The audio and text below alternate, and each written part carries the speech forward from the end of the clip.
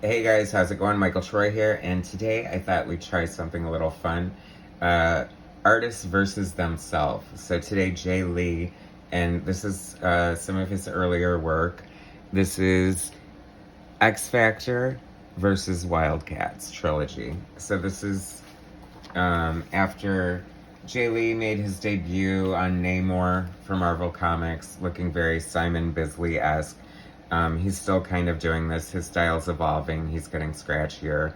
There's notes of Bill Sienkiewicz in there. Um, and now he's like completely different and just a beautiful artist nonetheless, but quite an evolution. Um, so I thought it'd be fun to just take a look at some of his earlier work. Um, I don't know if it was rushed or lazy or what he was going through, but I feel like a lot of his work has a lot of black. Like there's just so much black and a lot of, I mean, you can definitely see the Simon Bisley influence here, like with the crazy big arm with the veins in it and stuff. I mean, this is definitely an artist finding himself. So Peter David is writing, Jae Lee is penciling with Al Milgrom on inks. I'm not entirely sure how I feel about Al Milgrom's inks. I mean, I think they're um, at worst adequate. I feel like he's good. It's just that he's not like Terry Austin good or anything like that. But I don't feel like he he definitely doesn't like ruin the art or anything like that. So that's something to be said about inkers because so many of them have in the past. But he is just doing some crazy stuff here. And it's interesting because when Jae Lee inks himself, a lot of this stuff makes sense. But I cannot see this in pencils. Like, I can imagine what Al Milgrom was thinking. Because I know, like, to get this sort of splatter effect, you can use, like, a toothbrush. You can use... a toothbrush is great because you just, like, dip the toothbrush in the ink and just sort of flick it at the page. And then you just get this random effect. Very cool looking Bishop. I like the way that he draws Bishop and Cable. But I think it's always more exciting when X characters are involved, right? Oh, cool. There's Storm. I'm so happy to be seeing these characters in Havoc and Cannonball and Archangel. Isn't Archangel cool? I mean, I think that was probably one of the most dramatic and cool transformations of a character. I really love the original Angel. I love Warren Worthington. It was so radical to kind of make his skin blue and turn him into one, and the metallic wings. I mean, how crazy is that? But cool nonetheless. I think Psylocke comes to mind. Oh, and there she is, as a character transformation that's probably like equally liked as much as the original version. Getting some Quicksilver and some Boom Boom in here from the Crazy Days of the New Mutants, Apocalypse. There's a lot going on here. It's part of the Executioner's Song crossover. This is part 6 of probably 755. God knows where you had to go next after this issue. But there was such a, I think that maybe some of it's being rushed. It's hard to draw a 30-page, 22-page book in a month. But then part of it is sort of like him just being a newer artist. But he definitely, you can see the potential here. There's so much like action and fun. And I just really enjoyed his art when he first came out. And I still do. I mean, he did that great in Human series and Hellshock and Superman Batman. I thought that was an interesting choice of art. But he just draws quite beautifully if you're into that sort of style. And there's Rogue. And this is just so much fun. Gambit. I mean, I have to say though, like, what did this page take? Like 45 minutes to draw. There's like not a lot to it.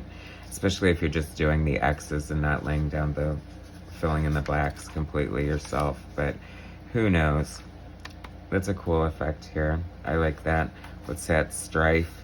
There are just too many villains and characters in the X universe to remember all of them and keep track of them.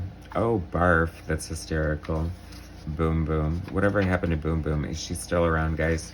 If you're still reading the X books and you know the fate of Boom Boom, please feel free to leave it in the comments, because that is something I am never ever going to remember to Google myself after the show. So, because I guess that shows how much I really care, eh? Anyway, this is so much fun. I love early Jae Lee art. I love watching the evolution of an artist over the different projects they go on and stuff. Now this, okay, so that was 1992, and this is gonna be 1993, so this is only a year later. Image, of course, scooped up Jae Lee, Wildcats trilogy. This is number 3. I think there were 3 issues. But as you can see, I mean, first of all, the quality of the paper is obviously better, so the printing's better. So he has that on his side. And very cool, he is inking himself now, which I totally love. Oh, that's cool. That's very much looking like Kirby dots to me. Everybody does Kirby Crackle. Anyone worth their salt, as I say, needs to know how to do Kirby Crackle as a comic book artist.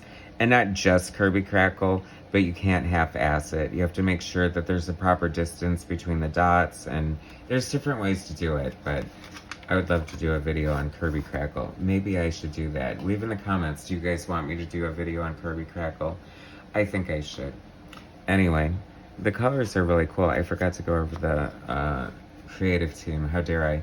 So Brandon Choi and David Wynn, a story. 2 writers you don't hear a lot from anymore, but, you know, hey, they were early Image writers, so what do you know?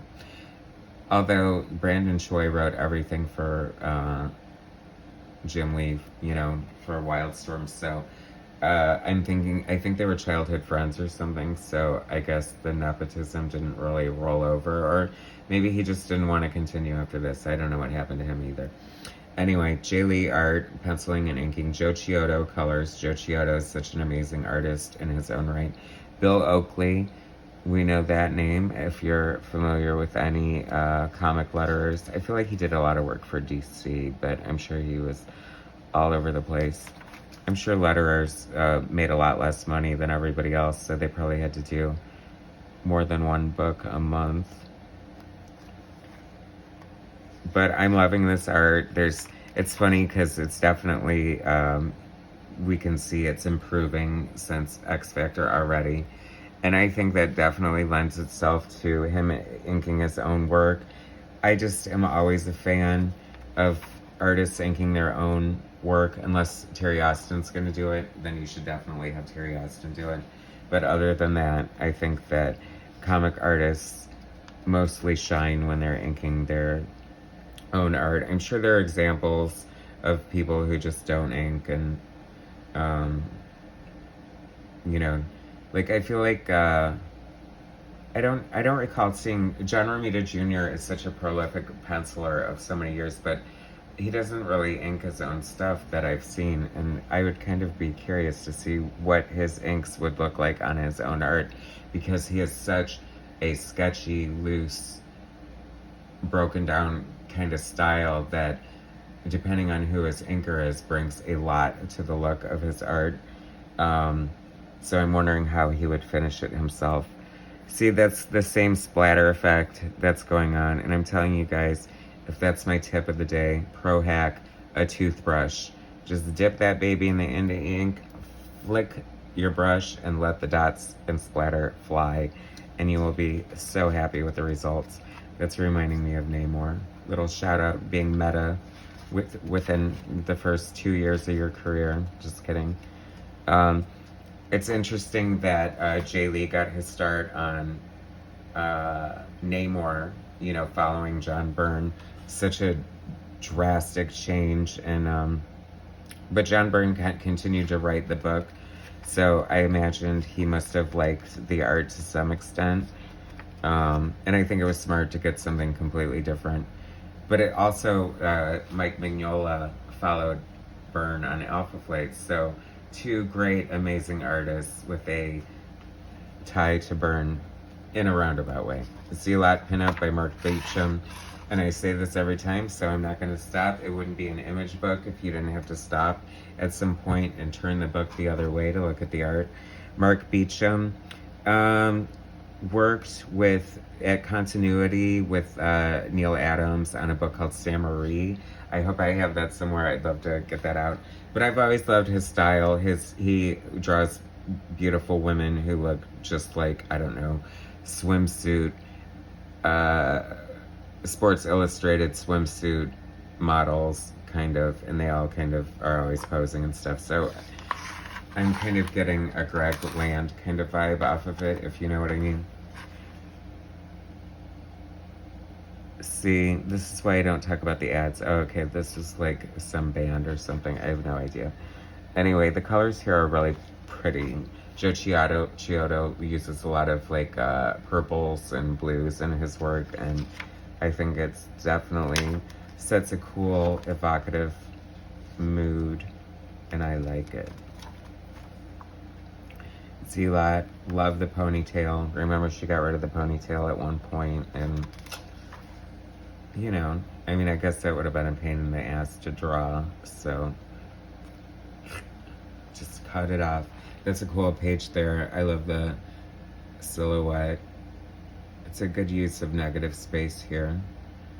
You know, it's funny with this sort of like style, the storytelling's a little all over the place and disjointed, but I think you sacrifice some of that sometimes for like style, and storytelling should be the priority, but whatever.